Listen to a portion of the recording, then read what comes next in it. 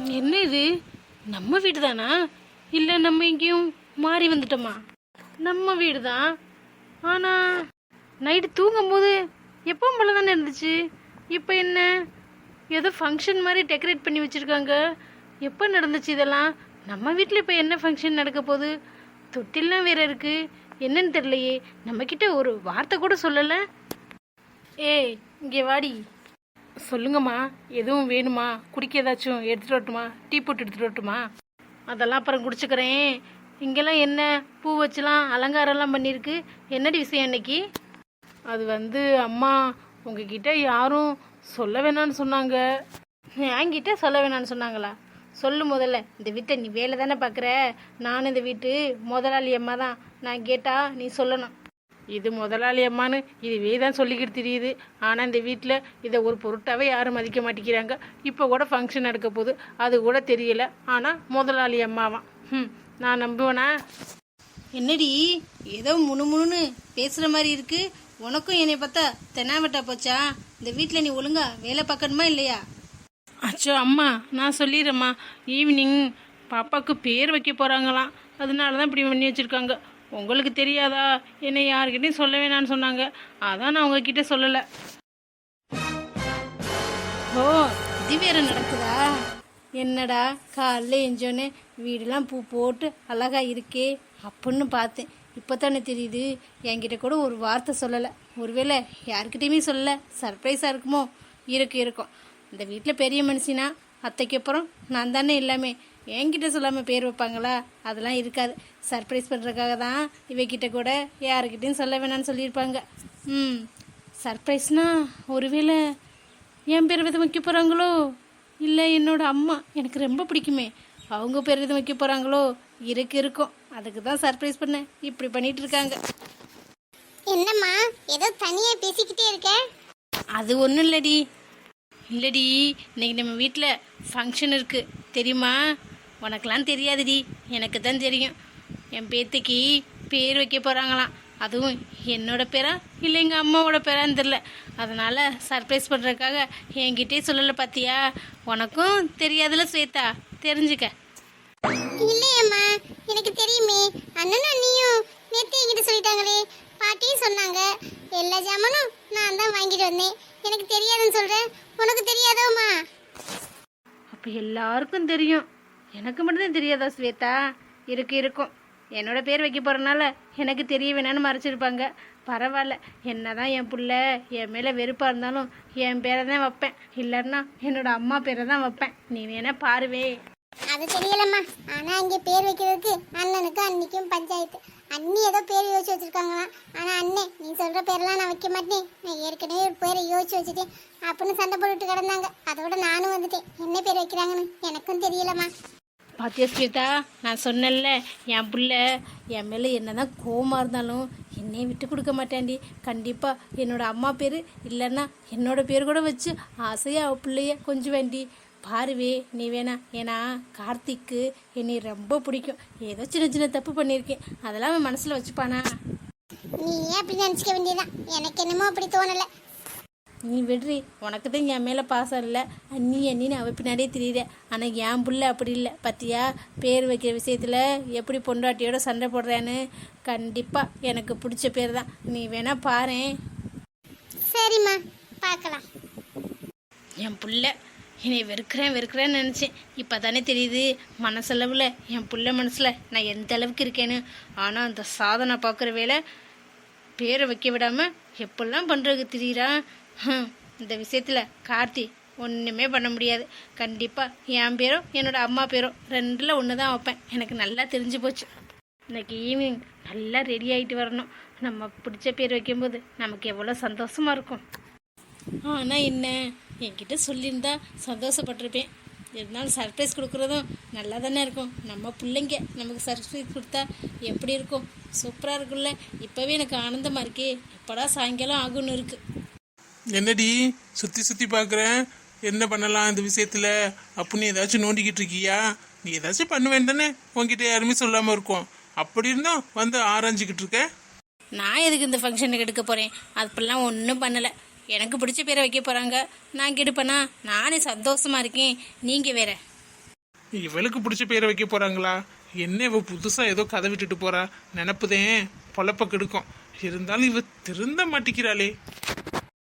அசோக் மாமா, என்னை விட்டுட்டு எதுக்கு போனீங்க? உங்களுக்கு எப்படி மனசு வந்துச்சு என்னை விட்டுட்டு போகணும்? ப்ளீஸ் அசோக் மாமா, எந்திரிங்க, என்கிட்ட பேசுங்க. நான் உங்களை தெரியாமல் தப்பாக புரிஞ்சுக்கிட்டேன். அது பெரிய தப்பு தான். அதுக்காக இவ்வளோ பெரிய தண்டனையெல்லாம் கொடுக்காதீங்க. உங்களை விட்ட எனக்கு யார் இருக்கா? ப்ளீஸ் மாமா, எந்திரிச்சு வந்துடுங்க. உங்களை இனிமேல் நான் தப்பாக புரிஞ்சிக்கவே மாட்டேன். ப்ளீஸ் மாமா, எந்திரிச்சு வாங்க. நீங்கள் இப்படி கிடந்தா என்னால் அதை தாங்கவே முடியல. ப்ளீஸ் மாமா, எஞ்சி வந்துடுங்க. அசோக் மாமா, உங்களை தானே கூப்பிடுறேன். இனிமேல் நான் உங்களை எதுவுமே சொல்ல மாட்டேன். ப்ளீஸ் மாமா, நீங்கள் எது சொன்னாலும் நான் கேட்குறேன். ப்ளீஸ் எந்திரிச்சு வந்துடுங்க. இப்படி யார் பண்ணதுன்னே தெரிலையே. அசோக் மாமா, ப்ளீஸ் மாமா, எஞ்சி வாங்க மாமா. எனக்கு அழுகையாக வருது. அம்மா கூட இல்லையே. நான் போய் அம்மாவை கூட்டிகிட்டு வந்துடுவா? அம்மாவும் அப்பா வந்தா நீங்கள் எந்திரிச்சு பேசுவீங்கல்ல, என்கிட்ட மட்டும் தானே பேச மாட்டீங்க. இருங்க, நான் போய் உடனே கூட்டிகிட்டு வந்துடுறேன். அத்தைக்கிட்டேயும் மாமாக்கிட்டேயும் பேசிட்டு அவங்க சமாதானம் சொல்லுவாங்க. அதுக்கப்புறம் என்கிட்ட பேசுங்க. நீங்கள் எப்படி படுத்து கிடக்கிற கஷ்டம் எனக்கு ரொம்ப கஷ்டமாக இருக்குது. ப்ளீஸ் எஞ்சி வாங்க. உங்களுக்கு ஒன்றுமே ஆகலை, நீங்கள் நல்லா தான் இருக்கீங்க. ப்ளீஸ் மாமா, எஞ்சி வந்துடுங்க மாமா. இனிமேல் உங்கள் கூடலாம் நான் சண்டையே போட மாட்டேன். ப்ளீஸ் மாமா, ப்ளீஸ். என்ன இப்படி கனவு வருது காலையிலே? அதுவும் அசோக் மாமா. எனக்கு பயமாக இருக்கே. ஒருவேளை அசோக் மாமாவுக்கு ஏதாச்சும் ஆயிடுச்சா? இல்லை, அப்படிலாம் இருக்காது. இப்போ தான் விடிஞ்சிருக்கு. காலையில் எந்திரிச்சு அவர் எங்கேயும் போகிறாரு? இன்னும் எந்திரிச்சிக்க கூட மாட்டார். ஒருவேளை காலையில் கண்ட கனவு பழிக்குன்னு வேற சொல்லுவாங்களே. காலையில் இப்படியா கனவு வரணும்? அசோக் மாமாவை எனக்கு பிடிக்காது தான். ஆனால் அது ஏதோ கோவத்தில். ஆனால் அவருக்கு எதுவும் ஆகக்கூடாது. அவருக்கு ஏதாச்சும் ஒன்றுனா எனக்கு ஏன் இப்படி துடிக்குது? இல்லை, அவருக்கெலாம் ஒன்றும் ஆகாது. நல்லா தான் இருப்பார். நான் எதையாச்சும் நினச்சிட்டு படுத்திருப்பேன், எதையாச்சும் பயந்துருப்பேன்னு நினைக்கிறேன். அதான் இந்த மாதிரிலாம் ஏதாச்சும் கனவு கொண்டாந்து தட்டுது. இருந்தாலும் பயமாக வேறு இருக்கே. இப்போ என்ன பண்ணுறது? பேசாமல் போய் அசோக் மாமாவை பார்த்துட்டு வந்துடலாமா? ஆமாம், அதுதான் கரெக்டு. போய் அசோக் மாமாவை பார்த்துட்டு வந்துடலாம்.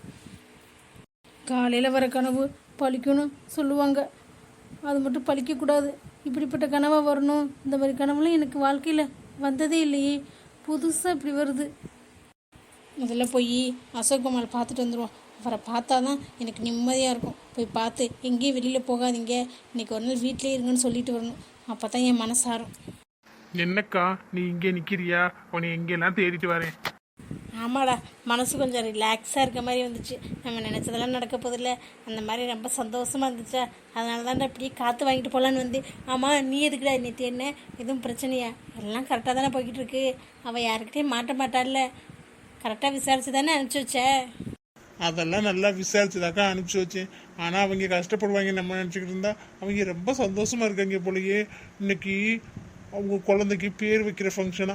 அவங்க நல்லா சந்தோஷமா தான் இருக்காங்க. நம்ம தான் ஏதோ பிளான் போட்டு ஒன்றுமே நடக்காமல் சொதப்பி போய் நல்லது நடக்கும் நமக்கு அப்படின்னு சந்தோஷப்பட்டுக்கிட்டு இருக்கோம். பார்த்தா புஷ்வான மாதிரி புஷ்ஷுன்னு போயிருதேக்கா. இந்த தடவையும் அப்படி தான் ஆயிருமா? 2 பேரை உள்ளே அனுப்பியிருக்கோம், ஆனால் ஒரு பிரயோஜனமும் இல்லையே. ஆமாடா, 2 பேரை உள்ளே அனுப்பியிருக்கோம் தான். அனுப்பி இப்போ எத்தனை 2 நாள் தானே ஆகுது. அதுக்குள்ளே உனக்கு எல்லாம் சரியாயிடுமா? கொஞ்சம் டைம் எடுக்கும்டா. இந்த பிளான் கண்டிப்பாக ஒர்க் அவுட் ஆகும் பாரு. எல்லாம் 4 பீஸாக செதற போகிறாங்க. அதுக்குள்ளே நீ எதுக்குடா கவலைப்படுற? 2 நாள் தானே ஆகுது. அட்லீஸ்ட் ஒரு வாரமாச்சும் ஆகணும்ல. அப்போ தான் பிரச்சனை வரும். நம்ம சந்தோஷப்படலாம். கண்டிப்பாக இந்த தடவை என்னோடய ஃப்ரெண்ட் சக்ஸஸ் ஆகும் பாரு. என்னமோக்கா, நமக்கு நல்லது நடந்தால் சரிதான். அவங்க சந்தோஷமா இருக்கிறத கேட்டாலே எனக்கு அப்படியே பத்துக்கிட்டு எரியுது.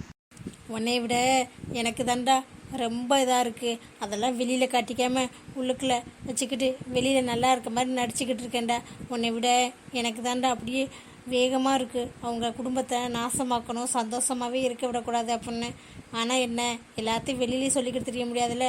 நீ வேணா பாரு, 2 பேர் உள்ளே அனுப்பிச்சிருக்கோம்ல, கண்டிப்பாக நமக்கு நல்லது தான் நடக்கும். அவங்க நல்லாவே இருக்க மாட்டாங்கடா, அவங்க கஷ்டப்படுவாங்க. அதை நீயும் நானும் தூரத்தில் இருந்து இல்லை, கிட்டத்தில் இருந்து பார்த்து சிரிக்கலாம். அதுக்கான நேரம் கூடிய சீக்கிரத்தில் வந்துடும். அதை விட்டுட்டு நீ சும்மா இப்போவே ஒன்றும் நடக்கலைன்னு புலம்பிக்க தெரியாத.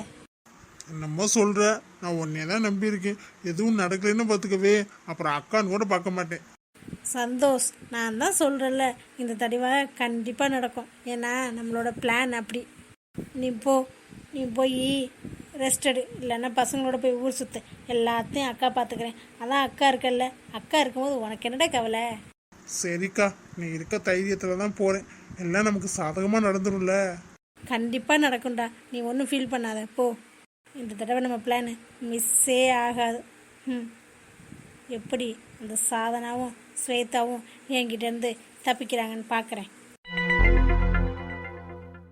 என்னது, அசோக் மாமா ரூமுக்கு போனாலும் அங்கே ரூம் பூட்டி கிடக்கு. சீக்கிரமே கிளம்பி போயிட்டாரா? இந்நேரத்தில் ஆஃபீஸ் போய் என்ன பண்ண போகிறாரு? ஃபோன் அடித்தாலும் ஃபோனும் எடுக்கலை. இப்போ என்ன பண்ணுறதுனே தெரியலையே. ஒரு வேளை கனவு கண்டது நிஜமாக நடந்துருச்சுன்னா அத்தாடி பயமாக இருக்குது. அதுக்கு தான் நான் எந்திரிச்சு வேகமாக வந்தேன். அதுக்குள்ளேயும் போயிட்டாரே. இப்போ என்ன பண்ணுறது? யார்கிட்ட கேட்குறது? எப்பவும் 10 மணிக்கு தான் எந்திரிப்பார். இன்றைக்கின்னு பார்த்து சீக்கிரம் எந்திரிச்சா போகணும். கடவுளே, என்னோடய கடவுள் எதுவும் பழிக்கக்கூடாது. ஃபோன் அடித்தாலும் எடுத்து சொல்லலாம்ல, அதுவும் சொல்கிறதில்ல. எனக்கு பக்குன்னு இருக்குது. எப்போ இந்த மாதிரி ஆனதே இல்லை. ஆனால் இப்போ ரொம்ப பயமாக இருக்குது. பகல் கனவு பழிக்குன்னு சொல்லுவாங்க. பழிச்சிட்டா அவருக்கு ஏதாச்சும் ஆயிடுச்சா? நான் என்ன பண்ணுவேன்? அப்பாக்கிட்டேயும் அம்மாக்கிட்டேயும் நான் என்ன சொல்லுவேன்? என்னை விட அசோக் மாமா மேலே அவங்க ரொம்ப பாசமும் மரியாதையும் வச்சுருக்காங்களே.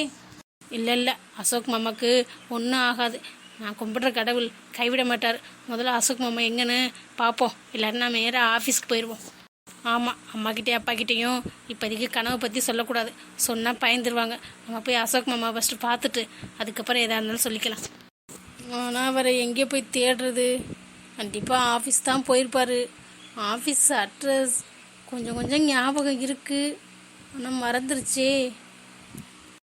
சரி, பேர் தெரியும்ல, போகிற வழியில் யார்ட்டையாச்சும் கேட்டு போயிடுவோம். ஆஃபீஸ் பக்கத்துலேயே தான் ரூம் எடுத்து தங்கியிருந்தார். அப்போ கண்டிப்பாக எனக்கு பக்கத்துலேயே இருக்க ஏதாச்சும் ஒரு ஆஃபீஸ் தான். இன்றைக்கி போய் தேடி மாமா பார்த்தே தீரணும். அசோக் மாமாவுக்கு ஒன்றும் ஆகாது. நான் இப்படி பேசிக்க நிற்கிற நேரத்துக்கு இந்நேரம் போய் பார்த்துட்டே வந்திருக்கலாம். நான் போகிறேன் முதல்ல.